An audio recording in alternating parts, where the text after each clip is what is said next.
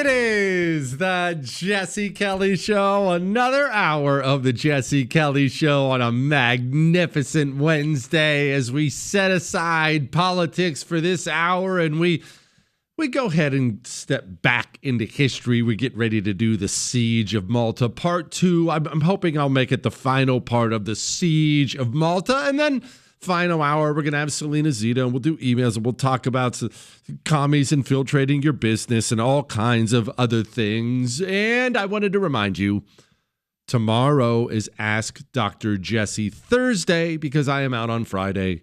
So you got to email your questions in to jesse@jessekellyshow.com. Now, the 30-second recap you're going to get from last night is the Knights of St. John.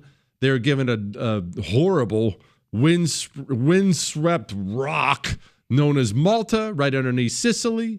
They begin fortifying it. There are 4 locations on it. They're fortifying the Ottoman Empire. The Muslim Empire is growing. They are taking over things. They've taken Constantinople. Christian/Catholic Europe is petrified of the coming Muslim storm.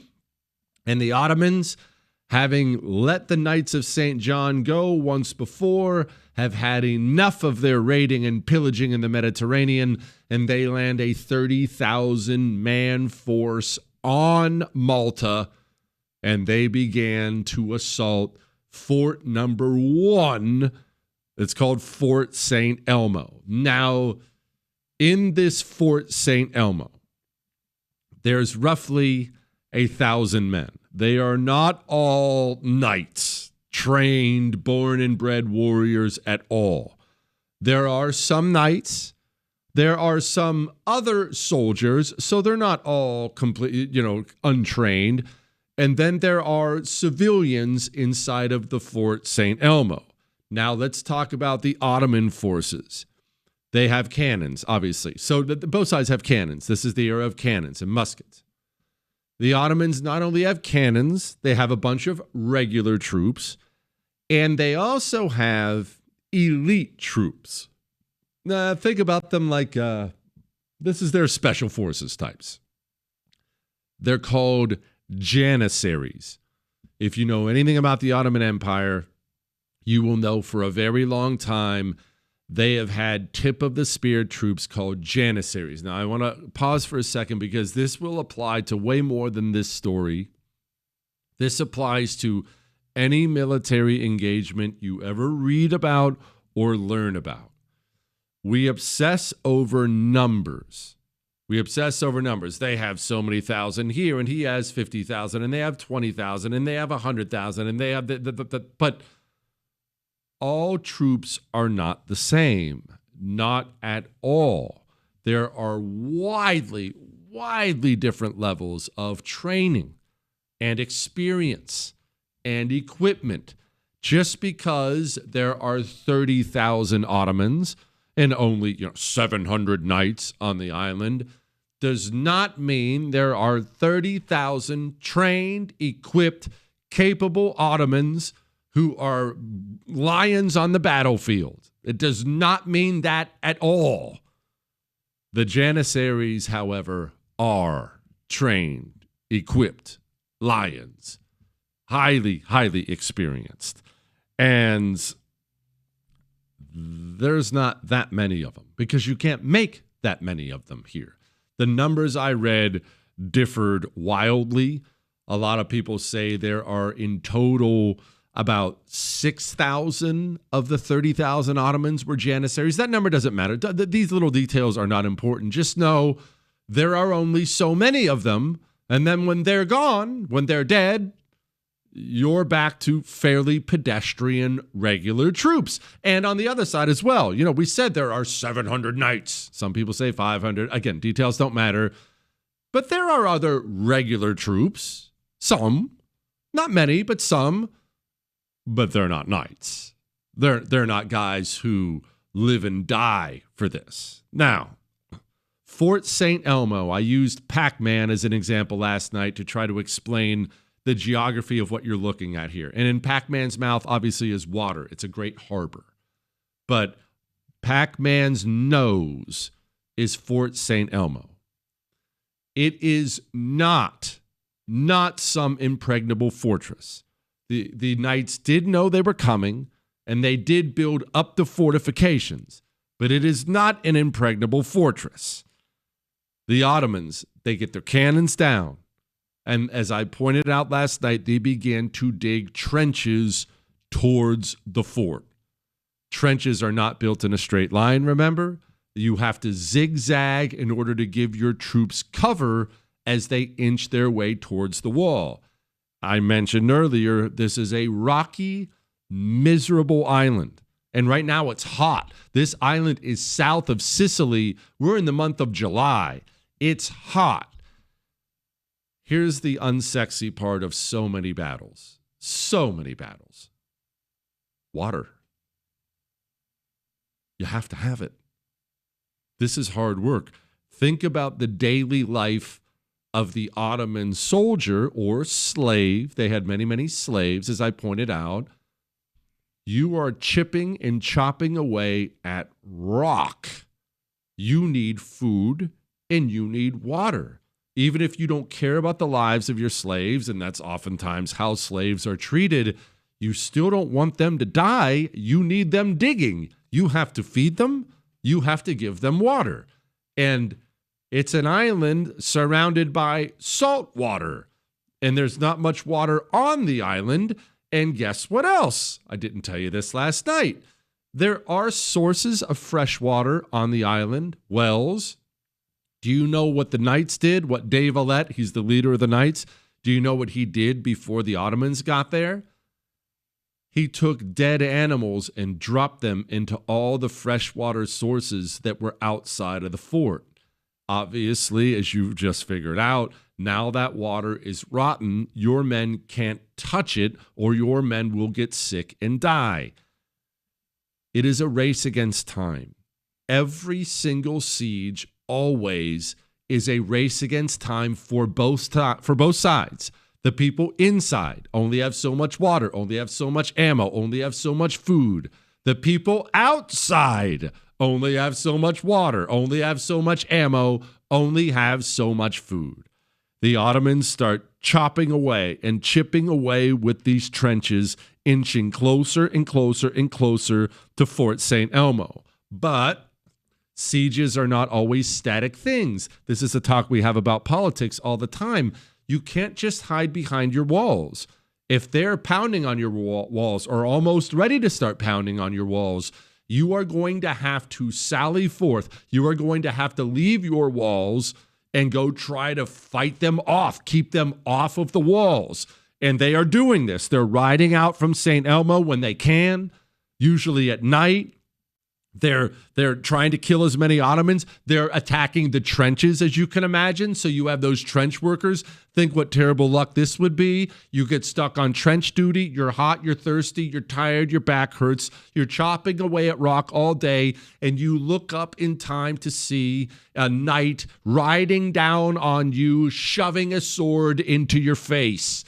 It is up close, it is personal, and it is a war of hatred. But the lines continue to get closer and closer to Fort St. Elmo. Now, the cannons have gotten close enough to Fort St. Elmo. They start knocking the walls down. But here's the problem. They're hitting the top of the walls, and they are knocking the mid to top of the walls down. But you can't send your troops over if it's just the top of the walls down. You are going to have to send troops into the walls. You've got to attack the foundation. Now along comes one of the real, allegedly great leaders of the Ottomans. Dragut is his name. Don't worry about remembering that. His nickname stands for, tell me how cool this is, the Drawn Sword of Islam. That's kind of cool, right? You got to be honest. That's kind of cool. And I know no one's rooting for the Ottomans right now, but that's kind of a cool nickname.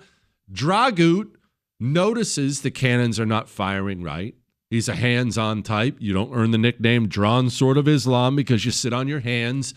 And so he charges up to the Ottoman lines to say, hey, idiots, lower the cannons. We have to hit the foundation. We have to hit the bottom of the walls to drop it. Good for Dragut. But there is a reason many militaries don't send their commanders out like this. Dragut catches a bullet in the back. Allegedly, no one will ever know for sure, from his own troops. By the way, some people say the head, some people say the back. It was an accident, Chris. It was an accident. He goes back to his lines, mortally wounded, and dies 5 days later. Now you have a morale problem for the Ottomans. Pause on this. We'll continue in a moment.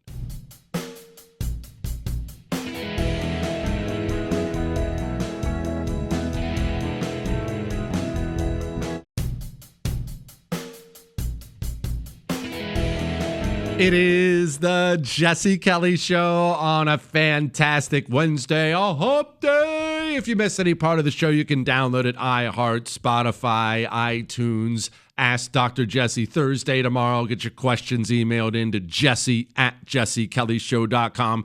So the Ottomans are inching closer to Fort St. Elmo, Pac-Man's nose, right? And I already mentioned his mouth is full of water. It's the Great Harbor. And I told you last night that you need to picture two teeth coming out the bottom part of his jaw, towards the back of his jaw. Those are peninsulas controlled by the knights, fortified peninsulas. The reason I bring this up is this. Maybe you've been wondering, if you're the Ottomans, you have all these ships with cannons and things like that on them. Why don't you just sail the ships into the Great Harbor and start shooting at Fort St. Elmo from the other side? Well, remember, the knights have cannons too, and those two teeth, which we will get to, there's fortifications on there. You can't just sail your ships into the Great Harbor and start firing at Fort St. Elmo, because then those two teeth are going to start firing their cannons at your ships. Here's a little foreshadowing, which is going to happen anyway, and you are going to lose your ships. Keep this in mind. The Ottomans are not home. The Ottomans are a long way from home. They are currently south of what is now Sicily. They have to, when this is over, get all the way back to what is now Istanbul. That's a long sail, and you need boats. So they have to keep inching their way towards Fort St. Elmo. Now, they do. It is a hard, brutal slog, but they finally find themselves at the walls of Fort St. Elmo. They start knocking holes in the walls of Fort St. Elmo. Big ones. Walls their troops can pour through. In fact, not only can their troops pour through them, they're knocking down outer walls, and they're bringing their cannons up and now shooting cannons practically point blank at the inner walls. What's happening inside of Fort St. Elmo? Couple different things. They are charging forward whenever there is a gap in the wall, and there is brutal, vicious, hand-to-hand, sword and spear combat where bodies are stacking up inside of the gaps. When they are not in the gaps at night, I told you there were civilians inside of Fort St. Elmo. Everybody, including the civilians, they're grabbing mattresses, curtains, whatever you can grab to throw it in the gap that was just created for when the Ottomans come back the next day. And know this, everybody by now, everyone in the fort, both sides, they know Fort St. Elmo is going to fall. At this point in time, the knights, they send somebody across the harbor to Dave Alette. In fact, Dave Alette sent someone to them too. Dave Alette sends someone to them, the knights across the harbor, and they say, hey, we can't hold this fort anymore. Can we abandon it now? Can we abandon it and come to the other? Can we come down to the teeth? Can we come down to the other fortifications? Dave Alette tells them, no, you have to stay. Why? Was he just a jerk? He may have been a jerk. I don't know. But every day the Ottomans were being occupied with taking Fort St. Elmo. The fortifications on the two teeth were getting bigger and stronger and better. Bigger and stronger and better. And Dave Alet needed Fort St. Elmo to hold out as long as humanly possible. He essentially ordered them to die. Now, the fighting continues, and it's bad, and it's ugly, and people are dying on both sides. Eventually, Fort St. Elmo does fall. This was something the Ottomans needed to happen in a few days.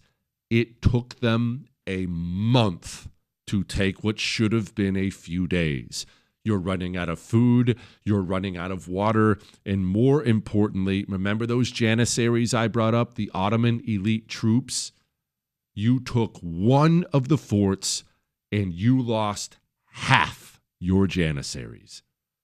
By the time it's done, the Ottomans have lost roughly 6,000 of their men, and the Knights have lost about 1,000 out of about the 3,000 they have. Yes, they lost Fort St. Elmo, the Knights did. It was unbelievably costly for the Ottomans. You can argue, I would disagree, but you can argue, as of this point right now, the Ottomans have already lost the siege of Malta. They lost too many of their elite troops. They lost too much time, too much food, too much water, too many cannonballs. You should probably pack it up and head out. That's not an option. As you can probably imagine, if you're an Ottoman commander, you really don't want to cruise on back across the ocean and tell Suleiman the Magnificent that your 30,000 troop expedition is a huge failure and you were unable to dislodge those pesky Christians. That's a good way to find your head on a spike. So now that you have Fort St. Elmo, you have to go take the two teeth. Sanglia and Burgo. That's what we're going to call them. Sanglia and Burgo. They have forts on them that are called, we're just going to make it simple. Sanglia and Burgo. That's where we go next.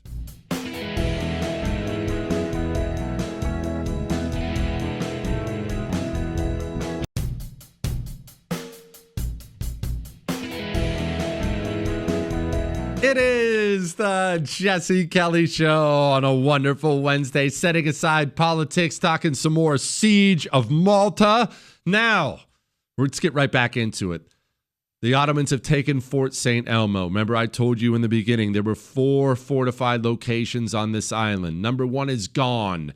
Now they have to worry about the teeth. I told you this island, you need to picture it like Pac-Man. In the mouth is the Great Harbor, and Pac-Man has 2 gigantic teeth in his bottom jaw. These are peninsulas that jut out into the Great Harbor, and they are fortified. There are civilians here. There are essentially the rest of the knights here. They have been building fortifications and preparing for a long time for these Ottomans to come. Remember, I said before, if you're the Ottomans, you can't just sail your boats right into the harbor because the fortifications are going to blow your boats out of the water. But if you're the Ottomans, you understand your boats are a force multiplier. They can carry troops. They have cannons on them. You need your boats into the tonsils, essentially. You need to get your boats into the harbor, but you can't bring them in through the mouth. What to do? Well, this is something the Ottomans have done before. History nerds will know this. It's part of what they did at the siege of Constantinople. The Ottomans were wonderful engineers, and they were really great at combat. They figured out how to haul gigantic boats over the land, and they do. Picture how unbelievably labor-intensive it would be. No construction equipment, right? There's no engine. They hauled their boats, essentially Pac-Man's forehead. They hauled it down over Pac-Man's forehead and landed their boats back by Pac-Man's tonsils. Now they have their fortifications. Okay, so let's go over to the teeth. I told you the teeth are jutting out the bottom of Pac-Man's jaw. These are the 2 bottom peninsula fortifications. The Ottomans bring their cannons and their troops over land and they start doing the same thing to these peninsulas they started doing to Fort St. Elmo, digging in, trenches, cannons, and they start bombarding the place. The Ottomans now, I'm not going to say desperate at all, but they're looking at the clock. And this is going to be important for our purposes here. It's not just food and water that's presenting problems for them.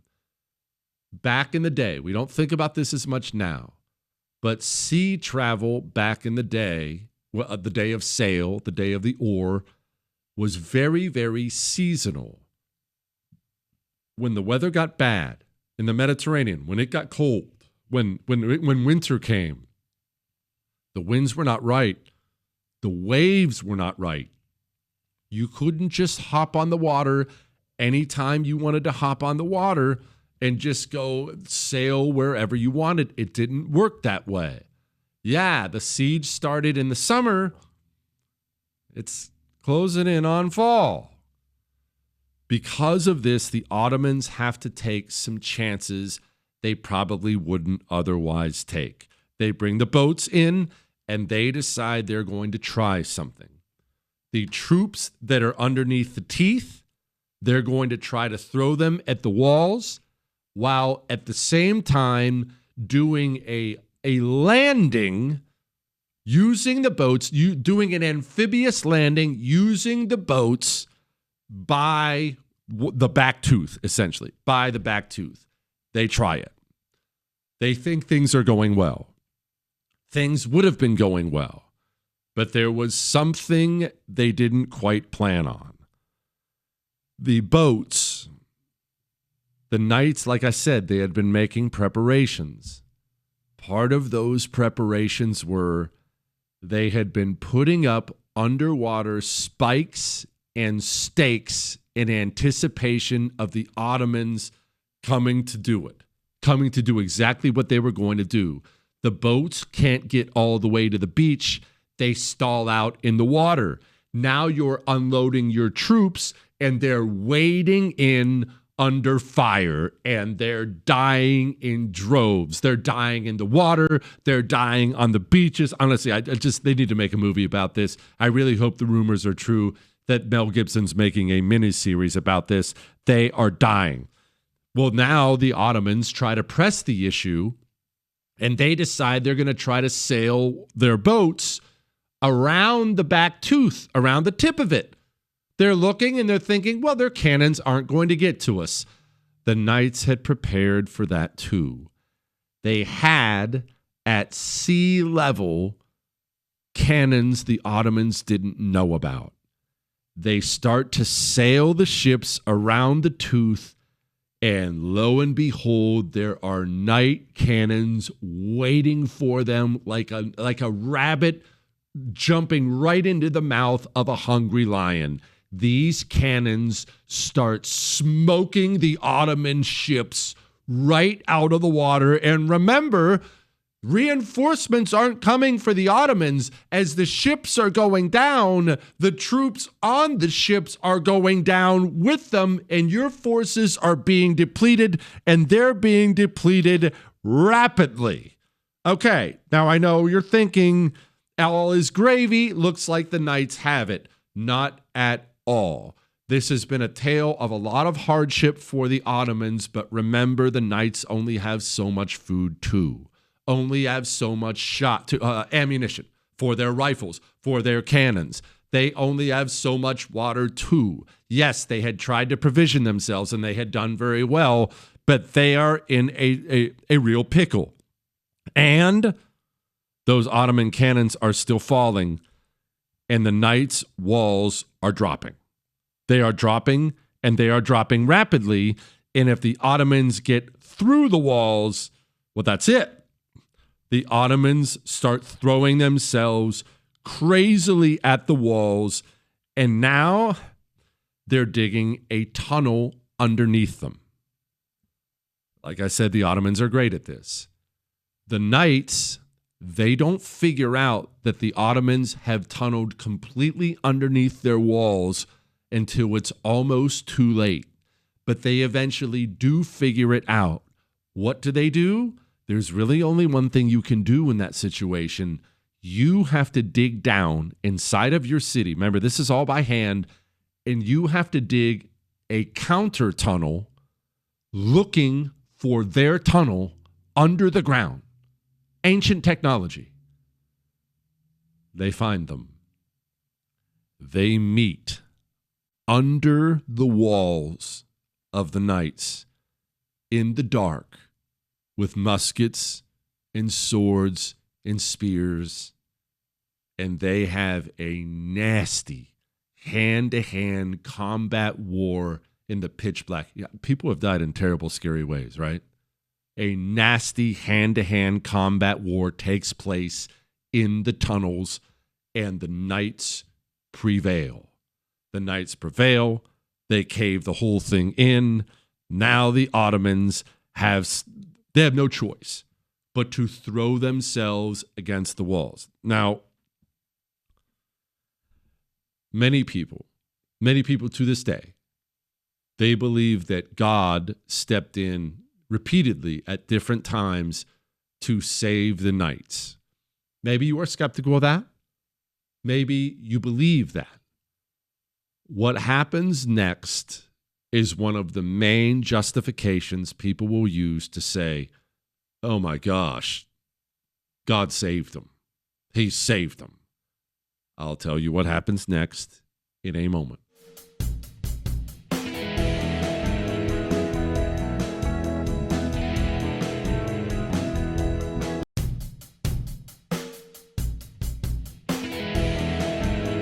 It is the Jesse Kelly Show. Remember, tomorrow's Ask Dr. Jesse Friday. You need to get your questions emailed in, or Ask Dr. Jesse Thursday. You need to get your questions emailed in now to jesse@jessekellyshow.com. The Ottomans are trying to attack from the sea and the land. Jewish producer Chris was unclear on that, so I'm worried I haven't been clear on that. It is mainly a land attack on the peninsulas. They're under the teeth. That's where all the bombardment's coming. That's where the trenches are coming. They're just trying to mix in as much of the ocean as they can while they have the boats. And the knights are crumbling. I shouldn't say the knights are crumbling. That's probably not fair. The walls are crumbling. They're running out of men. They're running out of food. They're running out of walls. They are hopelessly outnumbered still, even though they've killed legions of these Ottomans. And the Ottomans are smashing the walls. And the Ottomans can taste victory. Pause on that. Remember, I told you there were 4 locations. Pac-Man's nose, Pac-Man's 2 teeth, and then Mdina, Pac-Man's tonsils. It's not necessarily exactly there, but you get what I'm saying. It's inland a little bit. Mdina. Well, Mdina is aware. They have a very, very tiny force there, Mdina is aware that the 2 teeth are in dire straits. And if those fortifications fall, it's over. The island will be taken. It's over. So they decide to send out a reconnaissance unit. Not a big unit, not a massive force. They're just going out to sniff around. Where are the Ottoman forces? What's the camp look like? Let's try to get word to this or that. Before I get to any of that, I do have to clarify how much hatred there is between these sides, because this part is important. Remember, I told you that Fort St. Elmo fell. Remember, I told you that earlier, many, many years earlier, when Rhodes fell, Suleiman the Magnificent had let the knights go, and he was angry that they were now fighting him. When Fort St. Elmo fell, the Ottomans took the few knights who were left alive. They chopped off their heads. They disemboweled them, desecrating the corpses. Then, as an insult to Christianity, they nailed them to crosses without heads and without guts, and then they floated them across the water back to the other forts. This is a military order. What's that feel like if you're standing on the fort and you see the headless, gutless corpse of your friend with a little religious insult on top of it floating at you. Yeah, the knights didn't take it well. How not well did they take it? They took all the Ottoman prisoners they had, or a bunch of them. I heard all and I heard a bunch. I don't know which is true.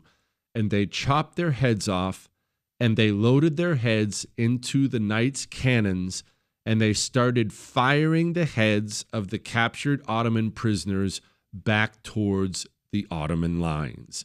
This is the degree of hatred we're dealing with. And I saved that little story so you can understand what is at stake as the Ottomans are now knocking down the walls of what are essentially the last two fortifications. You with me? This is hand to hand.